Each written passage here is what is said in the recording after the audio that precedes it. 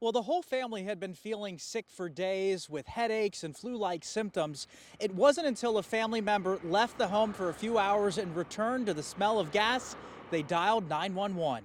Absolutely terrifying. They had us all evacuate the house and came in and tried to determine first, do we have a leak of some sort with a propane gas on any of our appliances or our furnaces, and that didn't seem to be the case. Homeowner and mother to 9, Whitney Jolly says it was an incredibly close call after firefighters arrived to find carbon monoxide levels at more than 10 times what are safe. So they knew to look immediately to see if the snow had blocked any of the exhaust pipes, which had happened, and it was just backing up into our basement. After checking the home appliances for gas leaks, firefighters later told the family it was a snow and ice covered furnace exhaust that led to the unsafe conditions. The homeowners later called their family-owned heating business to inspect the rest of the house. What happened here is it's tucked off in the corner, and somebody, before they bought the home, built a bench over it, and then the snow built up on top of that, preventing that gas and this exhaust from actually getting out. HVAC system expert Danny Goins with Jolly Plumbing, Heating and Cooling